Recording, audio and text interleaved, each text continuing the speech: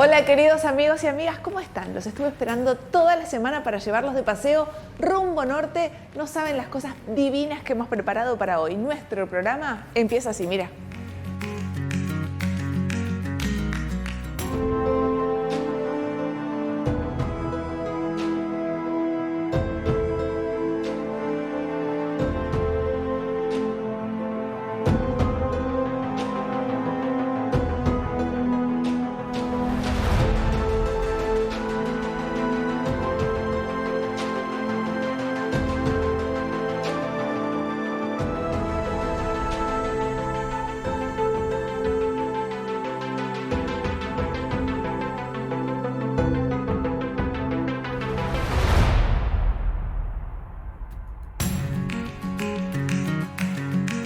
Llega una nueva expedición rumbo norte y nuevamente vamos a remontarnos en el tiempo y hablar de uno de los hechos más trascendentales de nuestro continente y que sin duda es clave en la construcción de la historia del pueblo formoseño. El doctor Ignacio Telesca es quien nos ayuda en esto, nos cuenta detalles de la Guerra de la Triple Alianza o Guerra Guazú, como también se la conoce en Paraguay. Esta fue la contienda más sangrienta de América del Sur en los últimos 200 años, donde Brasil, Argentina y Uruguay enfrentaron al Paraguay. Mira. Soy Ignacio Telesca, historiador, profesor en la Universidad Nacional de Formosa e investigador del CONICET. Me he propuesto investigar y analizar nuestra historia para entender nuestra realidad como región. Acompáñame. Conozcamos el pasado para construir nuestro futuro.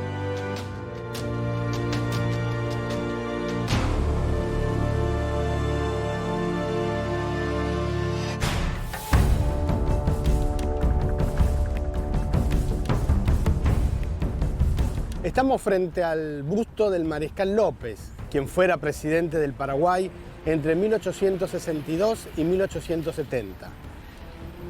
Él es muy conocido en nuestro ámbito porque comandó a las fuerzas paraguayas durante la guerra contra la Triple Alianza. Esta guerra feroz que enfrentó al Imperio de Brasil, la República Argentina y la República Oriental de Uruguay contra el Paraguay entre 1864 y 1870. Esta tragedia que nos enlutó a todos los países hermanos es un hito en la historia formoseña. Pero quisiéramos preguntarnos si también esta guerra se combatió en suelo formoseño.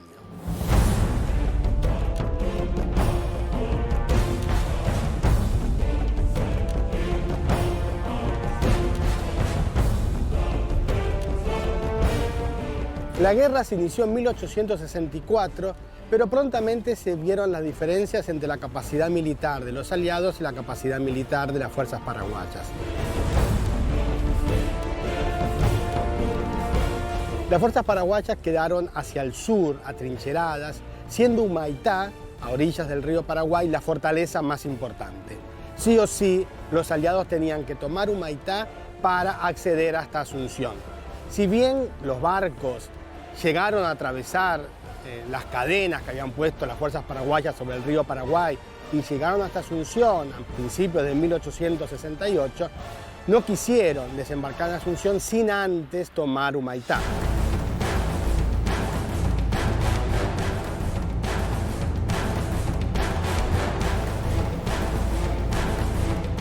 El Mariscal López era consciente que tarde o temprano tenía que caer Humaitá. Entonces envió al ingeniero inglés George Thompson, que trabajaba para las fuerzas paraguayas, para que hiciera un recorrido de la región chaqueña para que su ejército pudiese, atravesando el río Paraguay, trasladarse por el Chaco y volver a entrar al territorio paraguayo al norte de la desembocadura del río Tebicuarí.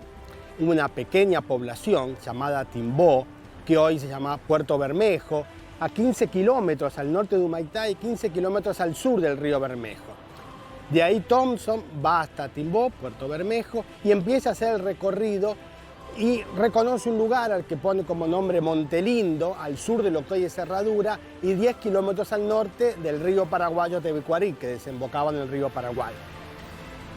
Él arma todo un recorrido y luego, en marzo de 1868, el Mariscal López, con toda su fuerza, de a poco, van trasladándose a Timbó y de Timbó van hasta Montelindo. La cuestión es que se instala en Montelindo y en Montelindo se instala también el cuartel central del ejército paraguayo. Es interesante, anecdótico, que en Montelindo, en el territorio formoseño, por unas pocas semanas, se instaló el centro del ejército paraguayo. Inmediatamente luego cruzan el río Paraguay y se instalan al norte del río Tebicuarí.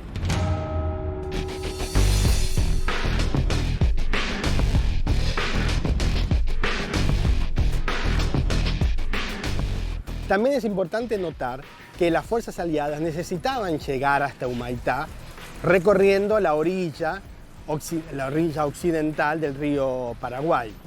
Es decir, necesitaban porque tenían que abastecer a sus acorazados que estaban bombardeando Humaitá. Y de hecho para eso construyeron una línea férrea. La primera línea férrea en la región fue construida por el ejército brasilero durante la guerra contra la Triple Alianza.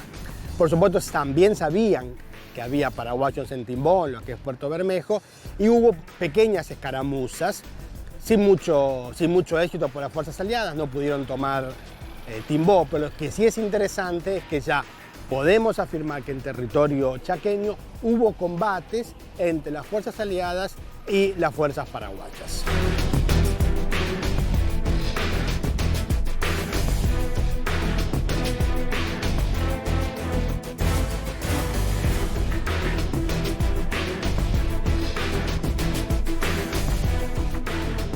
Otro punto anecdótico que es importante señalar es que junto con el mariscal López también estaba Madame Lynch. De hecho, el mariscal López mandó traer desde Asunción 4 o 5 cofres llenos de pesos. Thompson sugiere, aunque no está comprobado, que una posibilidad que manejaba el mariscal López era irse por Bolivia hasta Europa para hacer los tratados de paz o por lo menos para que se suspendiese la guerra.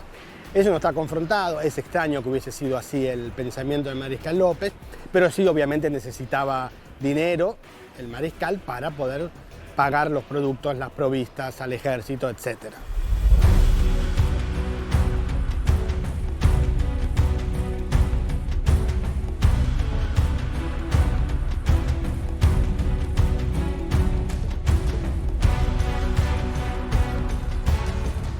Una vez que en marzo de 1868 los aliados tomaron Humaitá, tenían el campo libre para llegar hasta Asunción. Por supuesto que tenían que vencer primero a las fuerzas paraguayas. Las fuerzas paraguayas estaban concentradas entre el río Tebicuarí y Asunción, una zona de esteros, bastante complicado para los aliados atravesarlos. Sabían perfectamente que no podían ir directo a vencer a los paraguayos, tenían que buscar alguna estrategia. Lo que pensaron fue la de hacer tenazas, es decir, acorralar a las fuerzas paraguayas por el sur y por el norte. Para ir hasta el norte tenían dos alternativas, o era por el río o por el territorio formoseño. Por el río pareciera más sencillo, pero quien solamente podía pasar eran los acorazados, pero estos acorazados no podían trasladar fuerza. Los barcos que sí podían trasladar fuerzas no eran acorazados, eran de madera, muy fáciles para las balas de cañón paraguayos. Entonces lo que hicieron fue atravesar al sur del río Puquicirí hacia lo que hoy es el territorio formoseño. Hicieron todo un camino con más de 30.000 palmas, una detrás de la otra para hacer el camino, y luego sí poder las fuerzas aliadas atravesar ese territorio y salir hacia el norte, a lo que hoy es Villeta, en Paraguay. Y por supuesto que el mariscal López, consciente del peligro de esa incursión aliada, envió a un pequeño ejército al mando de Patricio Escobar, 200 personas. Sabía que no iría a vencer a los aliados, pero solamente al estilo de guerra de guerrillas, complicarle el camino. Finalmente los aliados pudieron llegar y bueno, todos conocemos cómo concluyó en esta guerra.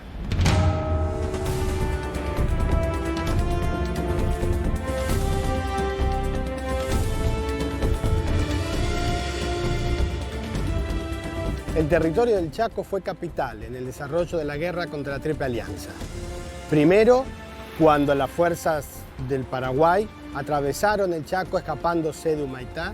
Luego, cuando las fuerzas aliadas atravesaron también el territorio formoseño para hacer la táctica de tenazas contra el ejército paraguayo. También, como vimos, en el territorio chaqueño y formoseño se dieron bastantes avances. Hubo un ferrocarril, el telégrafo también que se utilizaba constantemente para la comunicación. Como dijimos, ya sabemos cómo concluyó la guerra, trágicamente. También sabemos ahora que en territorio formoseño se combatió, que en territorio formoseño fue regado por la sangre de los soldados de ambos países, de ambos ejércitos.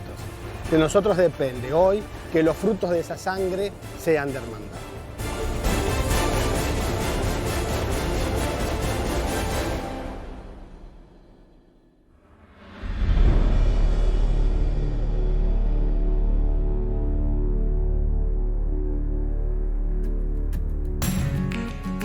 Llega el momento de que conozcas a Nelson Beterete. Nelson es chef profesional y productor de mamón, fruta también conocida como la carica papaya o bien papaya, como todo el mundo lo dice.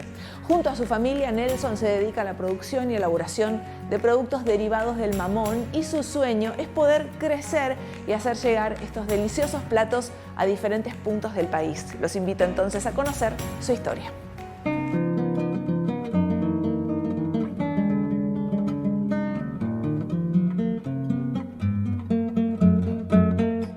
Estamos en la quinta, en la chacra de mis suegros, de don Tani Gómez, de Cándida Medina, donde tenemos una parcela.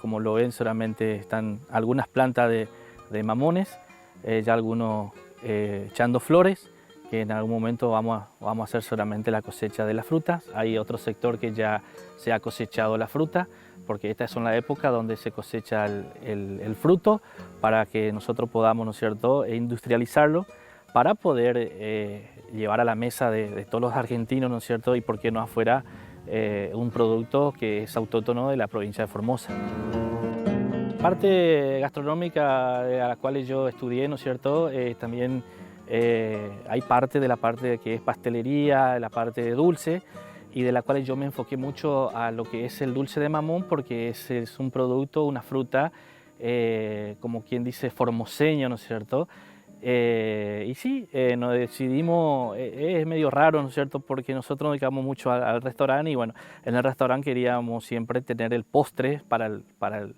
comensal, ¿no es cierto?, como quien le dice el caballito de batalla, que es el dulce mamón. Sabemos que todos, ¿no es cierto?, que tuvimos una época mala, ¿no es cierto?, el tema de pandemia. Eso nos insertó, ¿no es cierto?, a producir más en cantidad y tratar de verle de la forma positiva a lo que nos pasó, ¿no es cierto?, porque sabemos que los restaurantes de toda la Argentina y del mundo, ¿no es cierto?, fueron los más damnificados en pandemia. Entonces de ahí nace, ¿no es cierto?, de involucrarnos más y hacer más en cantidad y tener más oferta y más demanda. Y también en nuestra zona apareció una variedad de un mamón que es la variedad Maradol, que es un producto, una variedad del mamón que es exclusivamente para la industria. ¿No es cierto?, dejando de lado lo que es el mamón criollo, como lo llamamos nosotros, que son los criollos que tenemos en la zona, que acá en esta tierra formoseña, ¿no es cierto?, tira una semillita y sale. Esa es la ventaja que tenemos. Como usted dijo, el tema climático por ahí nos llevó, ¿no es cierto?, a muchos cambios, pero bueno, hay que adaptarse a eso para poder siempre, porque la tierra siempre está. Entonces encontramos en la zona un mamón llamado Maradol, que para nosotros fue nuevo, ¿no es cierto?, y tratar de llevarlo, y fue, pero para mí, uno de los productos para la industria, exquisito. Es un mamón que tiene aproximadamente, en su mayor de edad, ¿no es cierto?, de 4 a 5 kilos cada fruta. La carnosidad que tiene te lleva a ser una industria, un mamón para un mercado, no te digo no solamente nacional, sino que internacional, es algo muy bueno. Y eso nos llevó a meter, ¿no es cierto?, y ya después comprar la semilla híbrida, tratar de hacer la semillita, un trabajo, ¿no es cierto?, familiar, con mi familia, con mi suegra, como le dije, y tenemos esta bendita tierra, ¿no es cierto?, donde poner una semillita y sacar. Así que nos llevó un proceso, estudiarla, ¿no es cierto?, y bueno, hoy verán ustedes acá, este es el fruto. Nelson Beterete es de la ciudad de Laguna Blanca, pero hace ya varios años que vive en Laguna Nainec. Nelson Beterete tiene un restaurante en donde se pueden degustar deliciosos productos derivados del mamón. Como a muchos otros, la pandemia lo hizo reinventarse y ya no solo vende en su local, sino que también realiza envíos a todo el país. Una diversidad de verduras, de frutas que tenemos para poder aprovecharlo gracias a la tierra que tenemos. Solamente hay que, ¿no es cierto?, tener ganas, ¿no es cierto?, de trabajarlo y sacar adelante lo que es la producción. Aparte de eso, también tener la mandarina, la naranja, el pomelo, y como usted dijo, para autoabastecerse, ¿no es cierto?, tener lo que es la selga, la lechuga, la zanahoria, o sea, toda gente de campo, ¿no es cierto?, que se dedica para su autoabastecimiento y también para llevar al mercado interno. Uno busca la forma, ¿no es cierto?, de adecuarse para que la planta tenga un lugar, ¿no es cierto?, donde poder producir mejor, porque después también tener las heladas, otro factor, ¿no es cierto?, que nos golpea mucho. Por ahí no tenemos las condiciones de tapar, un bananal no se puede tapar, así que ese es algo que hay que aguantarlo, ¿no es cierto? Pero lo que es a veces unas plantas que se puedan tapar, bueno, se tapa, a veces no llega a tiempo, te quema la helada, o sea, tenemos varios factores a favor y varios factores en contra. Es importantísimo la producción. Yo siempre dije, el campo es un factor principal en el crecimiento, ¿no es cierto?, de mucha gente. Es cuestión, ¿no es cierto?, de tener ganas, muchas ganas, ¿no es cierto?, de trabajar, porque el campo es muy sacrificado. Primero tener el sistema climático, que a veces no depende de nosotros, ¿no es cierto?, pero hay factores que sí, por ahí depende del ser humano, el tema de que si por ahí alguno llega, no llega con el abono, abonarlo, porque todo tiene un proceso para que al final, ¿no es cierto?, ese producto tenga una buena excelencia en el mercado. Tuvimos una venta a Buenos Aires, a una fábrica donde hacen todas lo que sean tarta, torta, bueno, y quisieron incursionar lo que es nuestro producto, ¿no es cierto?, y tuvimos buenas aceptaciones que de esa manera, ¿no es cierto?, también a nosotros nos incentivó a crecer en producción, ya sea también de plantación y en producción de cuando teníamos la fruta en la mercadería.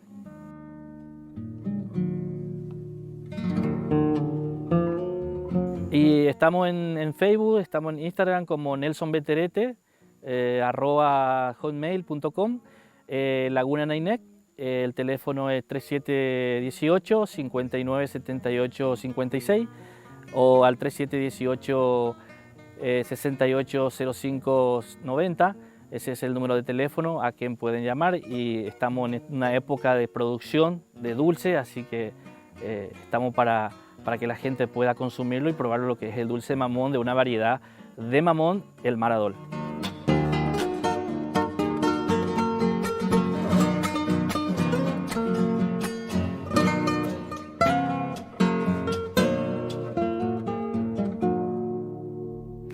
Y ahora me gustaría presentarte a Liliana Gaona. Liliana es productora agropecuaria y junto con su familia lleva adelante este arduo trabajo en la producción de alimentos.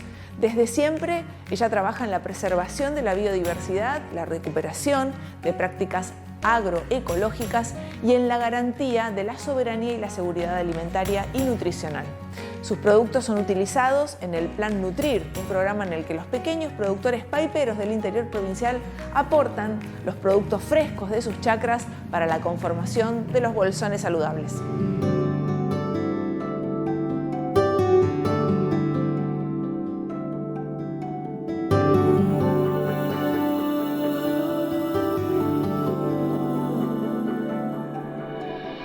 Vivo en la localidad de Isla Puendós, pertenece al departamento Pilcomayo, a la provincia de Formosa. Bueno, yo me dedico a lo que hace a la producción.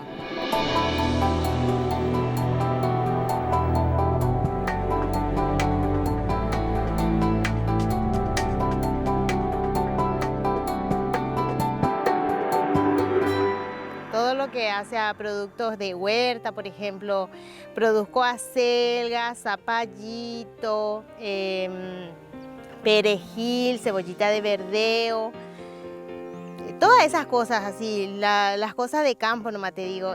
Por ejemplo, produzco portomanteca y todo eso, todo sembramos.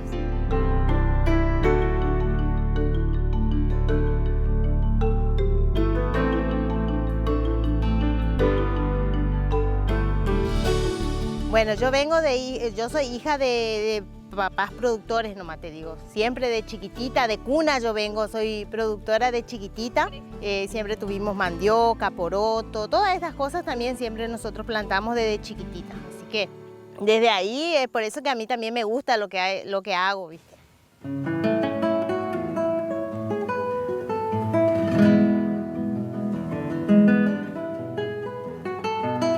El producir implica, para empezar, mucho trabajo, porque tenemos que estar prácticamente desde que nos levantamos hasta la tardecita en la chacra. Nosotros tenemos que, por ejemplo, hacemos los almácigos, sembramos y después, como te digo, tenemos que trasplantar, eso se limpia, se riega. Todo el día es continuo el trabajo que tenemos nosotros.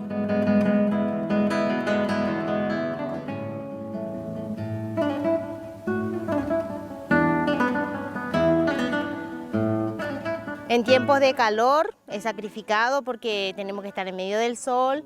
En tiempo de frío también, porque en caso, por ejemplo, si nosotros sembramos los zapallitos en el invierno, nosotros eso tenemos que cubrir de la helada.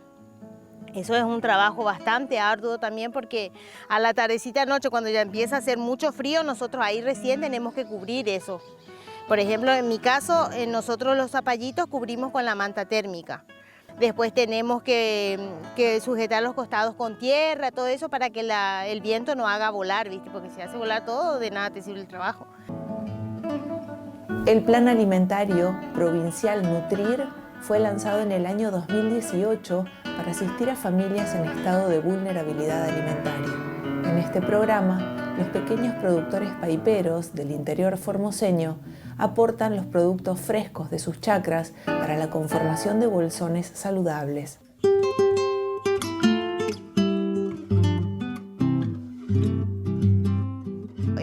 A veces nosotros vendemos así a personas particulares que vienen, nos compran los zapallitos por caja.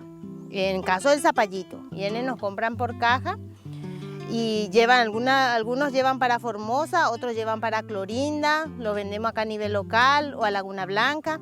Van en distintas partes, al menos generalmente nosotros vendemos acá para lo que hace a la zona local, nomás te digo. Y por ejemplo, en lo que hace a los verdeos, yo por ejemplo soy proveedora del Plan Nutrir. Al Plan Nutrir yo le vendo acelga, cebollita de verdeo, también le vendo zapallito. El año pasado también tenía sembrado berenjenas, también llevaron. Y yo a ellos le vendo por mazos, pero de 1 kilo. Casi todos los mazos tienen 1 kilo de cebollita, 1 kilo de perejil, 1 kilo de acelga, todo así, vendo todo por mazos.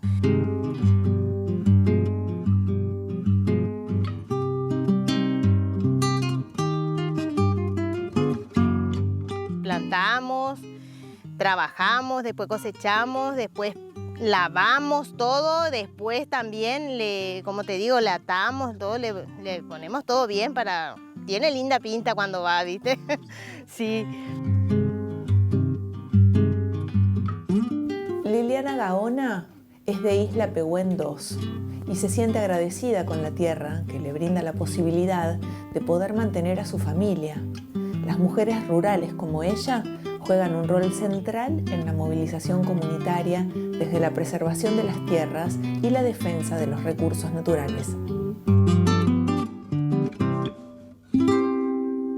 Ay, sí, en serio, así es. Sí, porque nosotros también, eso también no te conté, que nosotros, por ejemplo, trabajamos mucho con lo que hace a cosas orgánicas. Por ejemplo, usamos la bosta de vaca, usamos bostas de gallina y casi mucho no usamos lo que hace agroquímicos, ¿viste? Más usamos esas cosas así, ¿viste? Hacemos nuestro propio abono nomás.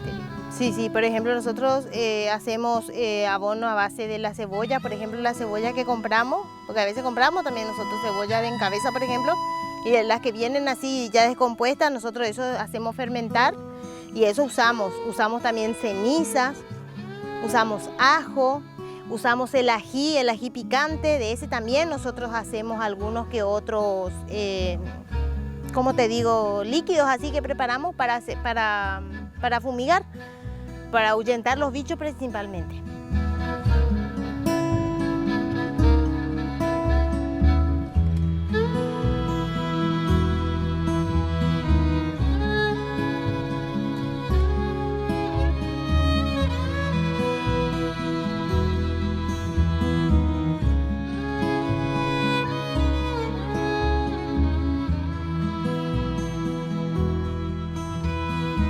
La vida de campo es muy sacrificada, no es como parece que tiramos la semillita, eso ya está, que es todo fácil. No, no es fácil, cuesta muchísimo.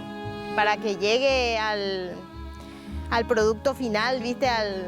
Eso lleva su proceso y es bastante duro y cuesta, porque como te dije, tenemos que pasar por sequía, a veces lluvias abundantes también, que cuando hay mucha lluvia tampoco se puede hacer nada. En el frío, en el calor, todo tenemos en contra, así que bueno, pero como buena productora tenemos que seguir para adelante y nunca dejarnos vencer por nada. Siempre luchar por sobre todas las cosas.